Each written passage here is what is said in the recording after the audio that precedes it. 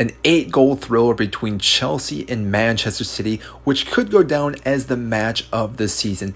In today's video, I do want to go over the tactics between Pochettino and Pep Guardiola, how Chelsea actually could have won this match, and where they did win on the pitch, because there were multiple areas that Chelsea did defend well and attack well. Now, the first tactic we need to talk about is Reece James, because this man is a freak of nature. Let's be real with how great of a defender he is. He had to take on Doku on the right side, which he did quite remarkable, because as we know, Doku is able to take that ball and drive inwards, go down the line, go back and forth, and play the ball across. But throughout this entire match, Reece James was able to defend this entire area, which really never saw Doku have a great opportunity. Yes, he did have one shot on target, but Sanchez was there to block that shot. On top of that, Reece James was also able to drive up the pitch by himself, which again, he did link up with Palmer to also lead to a goal that Sterling did finish, because he was able to overlap this entire area. Again, this meant that really Manchester City had a difficult time defending this area in the pitch, because whether it was Palmer driving or Reece James or even Gallagher, we saw a few times every now and then drift into that location.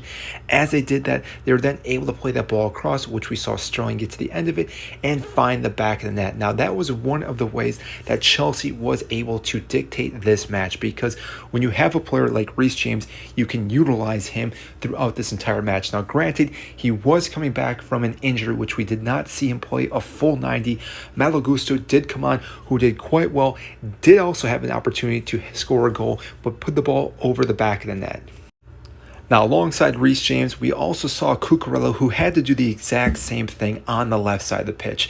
Manchester City are so good when they're coming and attacking that they can attack on the outside, whether it's the right side or the left side or right down the middle. They have multiple options, which again is something that's very difficult to defend against Manchester City. Now, granted, Cucurella did have some errors and probably did lead to one of the goals, if not two of them, if you want to talk about VAR, but we're not going to get into talking about that. Cucurella, though, did a fairly decent job to, again, prevent Foden from really doing too much on that right side. As we saw Foden kind of cut in and cut across, yes, he did have a few shots as well onto Sanchez, but really never had a great opportunity to score a goal, because Cucurella was able to really man-mark this position. Now, granted, on the third goal that they did score, there wasn't much that Cucurella could do, because as he was defending Foden, we did see Bernardo Silva overlapping, which then was able to play the ball across to Erling Haaland, who found the back of the net. And again, a phenomenal player, very difficult to defend, but overall, Cucurella did a phenomenal job on that left side. And the final battle happened in between the lines, almost in the midfield in this area. Now, granted, it could be on the outside just a little bit, but this was the area that Chelsea really need to focus on. And the reason why is because when we saw Manchester City hold their defensive line in this area, and again, I'm just throwing numbers here for the most part, don't really look at the numbers themselves. This is right where we saw Manchester City.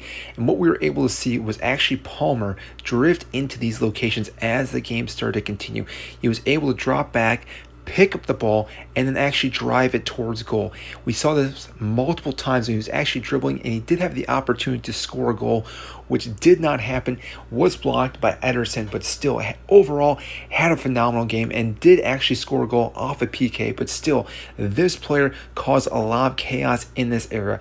On top of that, we also saw Gallagher, who, again, looking at his heat map, this man just plays all over the pitch.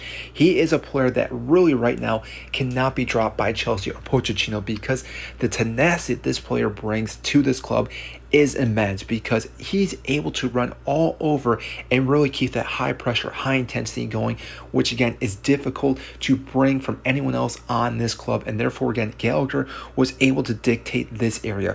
And Raheem Sterling, same thing, was able to control this left side, but also cutting in as well. We saw him drift in every now and then, which again caused a lot of havoc for Manchester City, and overall had a fairly good game. Yes, you could argue he did have a few chances, maybe he should have scored as well, but the fact he still did find the back of that at least once, and also again creating multiple chances for Chelsea shows you that this team, when they're playing well, can play any team, because Manchester City, yes, did not play their best today, but still you have to give credit to Chelsea for how well they did play in this match. Now, it should be stated this match was end-to-end, that you have to talk about the way that Pep Guardiola did set up Manchester City, which was actually almost the wrong way, because he did play this side out wide, which actually allowed Chelsea to play into the pockets of space, which Chelsea are known to doing quite well. They cannot break down the low block, but as we know, Manchester City do not play as a low block. So again, it's not that surprising